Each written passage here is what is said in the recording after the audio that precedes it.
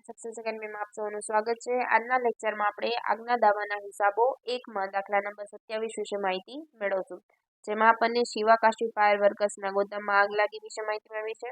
તમે આખી રકમ એક વખત જોઈ શકો છો। ચાલો, ત્યારબાદ આપણે દાખલાની શરૂઆત કરીએ। આમાં પણ સૌપ્રથમ શું બનાવશું? આપણે દેવાદારનું ખાતું,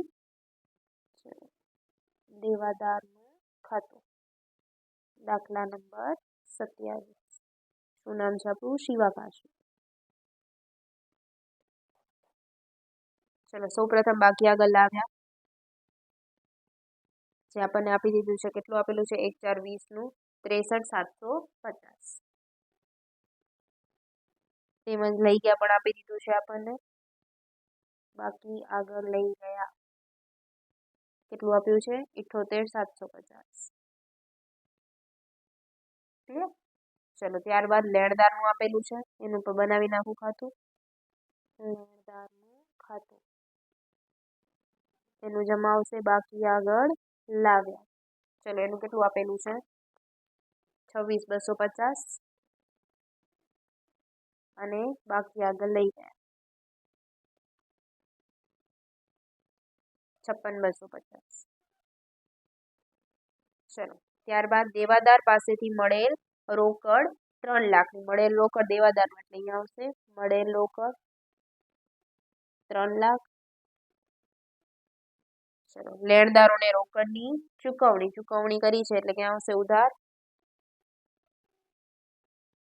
3,37,500। માંડી વાળેલ ગાલખાત 45,000 એટલે જમા ગાલખાત, દેવાદારમાં આવે ગાલખાત। લેણદાર પાસેથી મળેલ વટાવ ક્યાં આવે? લેણદારમાં। ચલો, ત્યારબાદ સ્વ ઉપયોગ માટે ઉપાડેલ માલ એટલે વેપાર ખાતામાં આવશે। રોકડ વેચાણ એ પણ વેપાર ખાતામાં આવે। રોકડ ખરીદી પણ, અને આવક માલ ગાડામાં આગ બુજાવવાનો ખર્ચ આપેલો છે। ચલો, ઉપર કઈ આપેલું છે?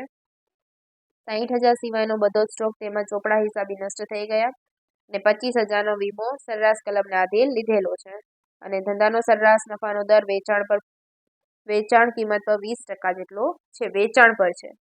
આપણે જે આના પહેલાનો વિડીયો જોયો એમાં શેના ઉપર હતું? પડતર પર હતું। ક્લિયર? આમાં કોના ઉપર આપેલું છે? વેચાણ પર આપેલું છે। ચલો, આપણે શોધીએ। આમાંથી શું શોધશું? પહેલા ઉધાર વેચાણ, અને અહીંયા શું આવશે? ઉધાર ખરીદી। ચલો, કેટલું આવે છે જોઈ લઈએ।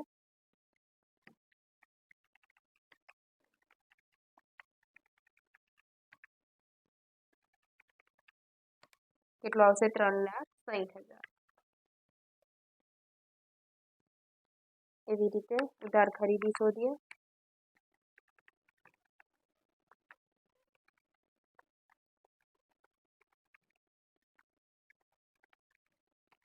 $3,75,000।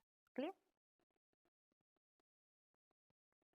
ચલો, આપણે શું બનાવશું? વેપાર ખાતું બનાવીએ।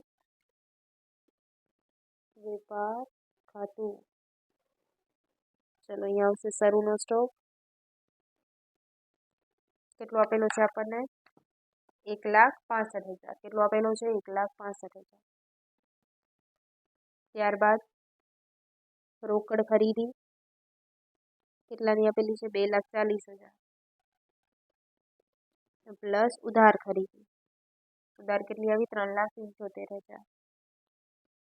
પરત તો આપેલું નથી એટલે ડાયરેક્ટ કરી નાખશું।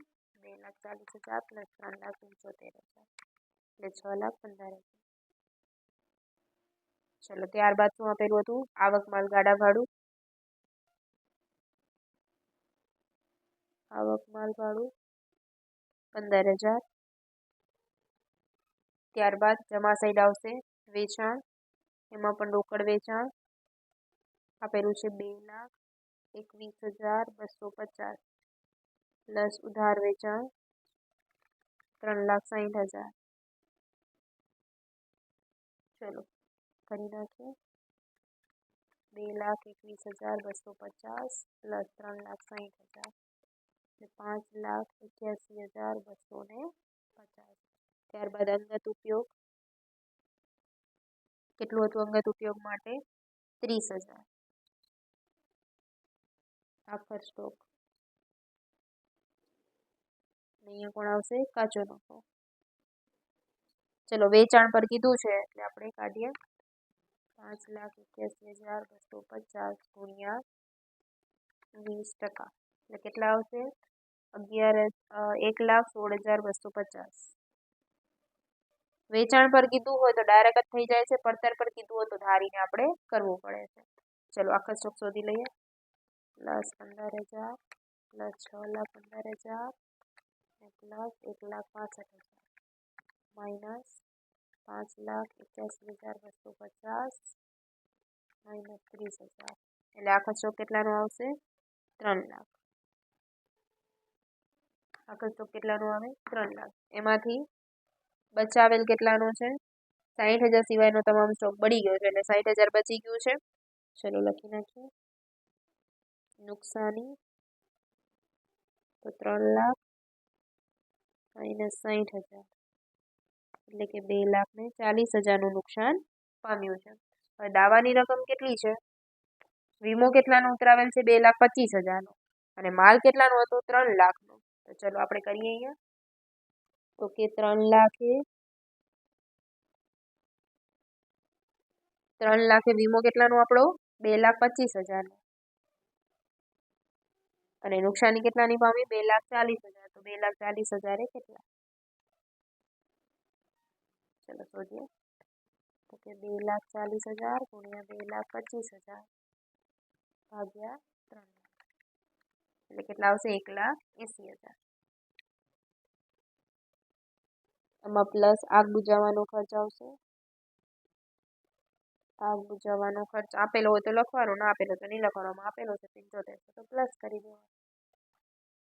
પ્લસ 75 એટલે કેટલા આવશે? 1,87,500. આ શું મળી ગયું આપણને? દાવાની રકમ. જ્યારે પણ દેવાદાર લેણદાર ઇન્ફોર્મેશન આપેલી હોય ત્યારે સમજી જવાનું કે આપણો દાખલો કોના રિલેટેડ છે? દેવાદાર લેણદાર. જેમ કે દેવાદાર આપેલા છે આપણને, એની લાવ્યા હંમેશા ઉધાર હશે અને લઈ ગયા હંમેશા જમા. લેણદારમાં લાવ્યા જમા અને લઈ ગયા ઉધાર. અહીંયાથી આપણને મળશે ઉધાર ખરીદી, અહીંયાથી મળશે ઉધાર વેચાણ. ત્યારબાદ શું બનાવવાનું? વેપાર ખાતું. શરૂનો સ્ટોક, આખરનો સ્ટોક, રોકડ વેચાણ ઉધાર. જો પરત હોય તો માઇનસ કરી દેવાય. રોકડ ખરીદી, ઉધાર ખરીદી, એમાં પણ પરત હોય તો માઇનસ થઈ જાય. આવક માલ ગાડા ભાડું, કોઈ પણ રીતે માલ જતો હોય તો જમા. કાચો નફો. હવે વેચાણ પર કીધું છે, વેચાણ પર કીધું હોય તો આના પર ડાયરેક્ટ નીકળે છે. પડતર પર કીધું હોય તો આપણે પહેલા જોઈ ગયા હતા કે ધારીને કરવું પડે કે 100 પડતર છે, એમાં 20 નફો એટલે 120, પછી 120 આટલા તો 20 કેટલા, એ રીતે કરવું પડે. આમાં નથી એટલે ડાયરેક્ટ જ થઈ જશે. ત્યારબાદ નુકસાન, તો કે 60,000 સિવાય બધો નુકસાન પામી ગયો તો 3 લાખમાંથી 60,000 બચી ગયો એટલે 2,40,000નું નુકસાન થઈ ગયું. 2,25,000નો જ વીમો હતો એટલે 3 લાખે 2,25,000, તો 2,40,000 એ કેટલા? એટલે આવશે 1,80,000. પ્લસ આગ બુજાવવાનો ખર્ચ આપેલો હોય તો પ્લસ કરવાનો, ના આપેલો હોય તો નહીં કરવાનો. એટલે 7500 પ્લસ કર્યા. દાવાની રકમ કેટલી આવે છે? 1,87,500. ક્લિયર? કોઈ પણ ડાઉટ હોય તો તમે ઇન્સ્ટાગ્રામમાં મેસેજ કરી શકો છો. આપણી ટેલિગ્રામમાં પણ ચેનલ છે જેમાં પણ તમે મેસેજ કરી શકો છો. Thank you friends.